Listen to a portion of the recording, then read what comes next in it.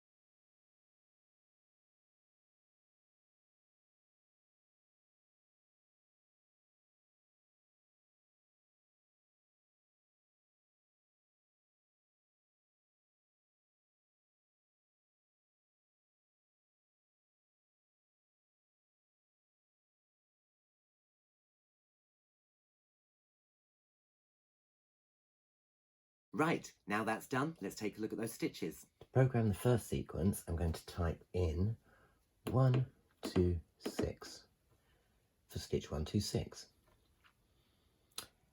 This set of plus and minus, I can make the stitch wider. It's at its widest at the moment, 7.0, so I can only go down. See, as soon as I reduce it, the box becomes shaded, and when you go back to the original setting, the box goes back to normal. Below here is the stitch length.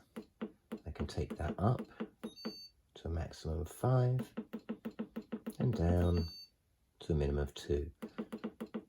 I keep mine at 4.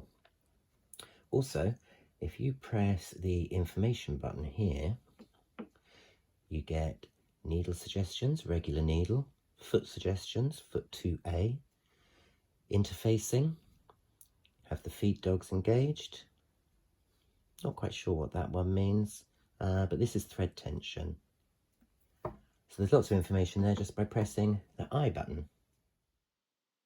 I use the buttons on the machine to start and stop sewing rather than the foot pedal and the speed dial to control the speed. I've sped up the video here just to save a little bit of time. There are plenty of markings on the stitch plate in metric and imperial, so you can choose your seam allowance and see very clearly where you're going there. And depending on the orientation of your stitch, obviously you might want to be sewing inside or outside of the circle. Now, as I'm coming up to the end here, snipping up the threads before I get to the end, and in a moment I'm going to press that scissor button. Here it comes, and when I do, the machine's automatically going to finish off the last stitch it was doing, do a lock stitch for me, and cut the threads off as well. How cool is that? Now let me show you how great this looks on the one side, top side. And then when I turn it over, the bobbin thread, I'm using the same contrast colour. The bobbin side looks just as good as the front. For the next band, I want to use more than one decorative stitch at a time, so I'm going to have to sequence a pattern in. To do that, we press this, the A and the heart and the B button for sequencing. So we press that first, and then we add the sequence of numbers that we want to stitch. I want stitch 113, so I press 113. And then I want stitch 107. And then I want stitch 118, and then 107 again. And that will repeat the 4 stitches round from flowers to leaves to flowers to leaves as we go around. You can see as I sew round this section that there's more than enough space on the right hand side of the needle for any project. This hat barely takes up any space at all. And there it is finished. So when you're done with the sequencing, it's really easy to get rid of. You press and hold the button with a little rubbish bin on. It'll say delete all stitches, and with yes highlighted, you press the OK button. Next up, I want to put a message on the brim, so I'm going to use the alphabet, but I'm also going to put a couple of symbols on as well. So I'm going to start with the sequence AB button. I'm going to select a star, which is 111, and a crown, which is 142. And now with those already set on the screen, if I press the ABC button to go onto alphabet, it will start with my star and my crown already. So now we're in alphabet mode. The buttons are slightly different.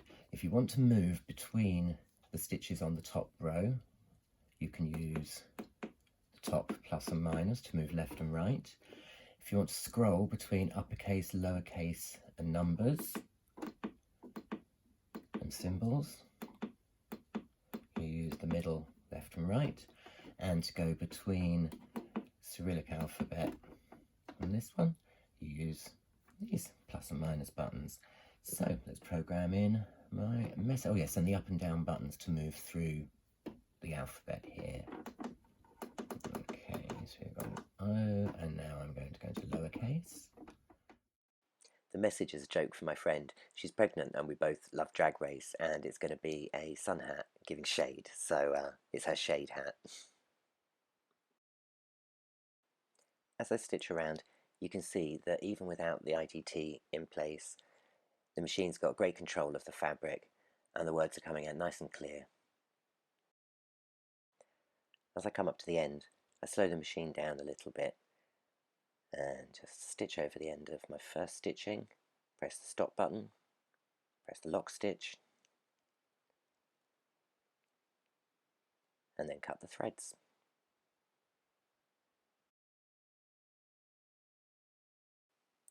For the next band of stitching, I'm going to do a row of trees, which is stitch number 141. Type it in and it's ready to go.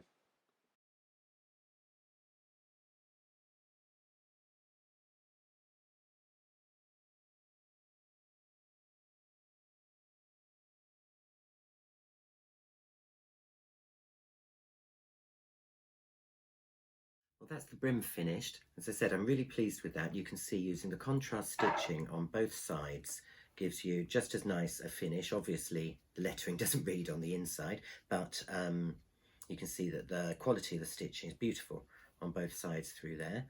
To finish up, I put in the final row of trees and then I mirrored the first pattern again at the end. Okay, so I've got my lining and I've got my outer with the band on, and I've got my brim. Now I need to change this contrast thread. So I put the new thread on and the spool holder. I'm going to follow the arrows through the thread guides and then down through the tension discs, up and over the take-up lever, and then finally down and through the needle thread guide.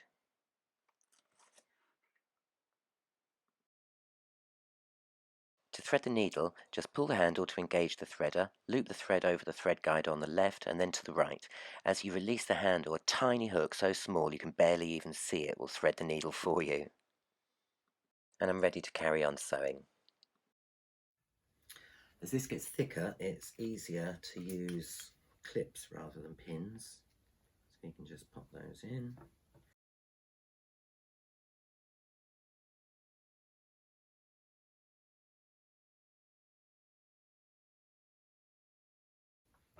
And there it is, ready to stitch the lining in.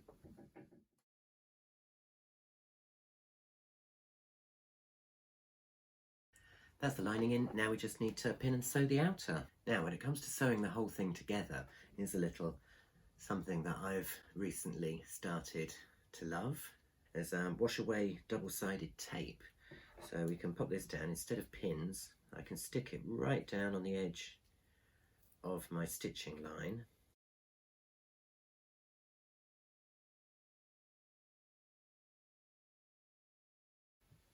So with that stuck round, just got to find the end and peel the paper off.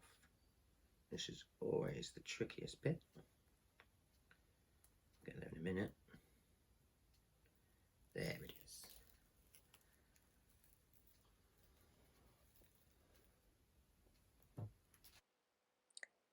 Now to position the rest of the hat on top. The seam allowance is already pressed over, so I'm just lining up to where my tape is. There'll be a little bit of easing to go, but the great thing with the tape is you can unstick it and stick it back on again a few times. And once that's glued down into position, I can stitch it into place. I'm using the big red marking on the side of the foot on the edge of my fabric, and I'm just going to move my needle over to get a nice edge stitch. I think that's going to do it. Okay, not too fast, maybe glasses on. Wouldn't be a bad idea, would it? Here we go, wish me luck.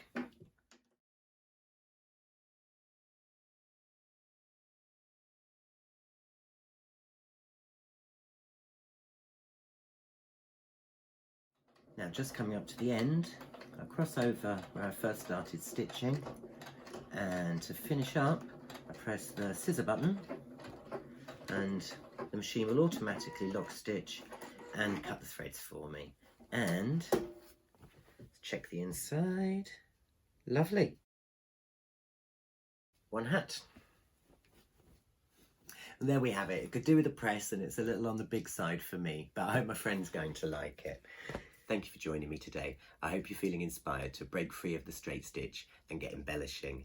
So don't forget, it doesn't have to just be on a hat brim. It could be anywhere, on a collar or a cuff, a placket, a pocket, right across the front of a design, anywhere you like. Until next time, happy sewing.